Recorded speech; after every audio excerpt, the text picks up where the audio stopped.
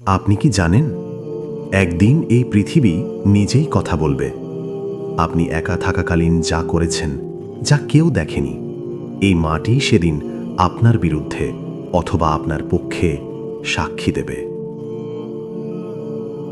ভাবুন তো, হঠাৎ করে আপনার পায়ের নিচের মাটি কাঁপতে শুরু করলো। মাটি ফেটে যাচ্ছে, ভেতর থেকে সবকিছু বের হয়ে আসছে, আর মানুষ শুধু একটা কথাই বলছে, এর কি হলো? সূরা জিলজাল, কোরআনের ৯৯ নম্বর সূরা। জিলজাল মানে ভূমিকম্প, কিন্তু এটা সাধারণ কোনো ভূমিকম্প না। এটা সেই দিন যেদিন পৃথিবী চিরতরে বদলে যাবে, যখন পৃথিবী প্রচণ্ডভাবে কাঁপবে, যখন সে তার ভেতরের সব কিছু বের করে দেবে।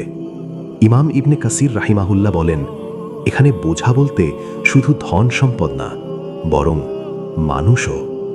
সেদিন সোনা থাকবে, সম্পদ থাকবে, কিন্তু কেউ তা তুলতেও চাইবে না।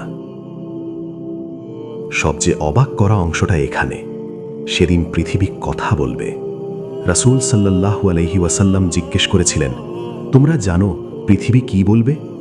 তারপর তিনি বললেন, এই মাটি বলবে, এই মানুষ এই জায়গায় এই কাজ করেছিল।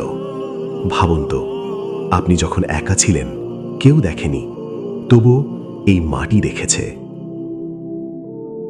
শেষে আল্লাহ বলেন, যে অনুপরিমাণ ভালো কাজ করবে সে তা দেখবে, আর যে অনুপরিমাণ মন্দ কাজ করবে সে তাও দেখবে। একটা ছোট কাজ যা আপনি গুরুত্ব দেননি, সেদিন সেটাই আপনার সামনে দাঁড়িয়ে যাবে। এই সূরা আমাদের মনে করিয়ে দেয়, আমরা যা করছি সব কিছু রেকর্ড হচ্ছে। আজ একটা প্রশ্ন করি নিজেকে, মাটি যদি আমার নামে সাক্ষ্য দেয়, সেটা কি আমার পক্ষে যাবে নাকি আমার বিরুদ্ধে?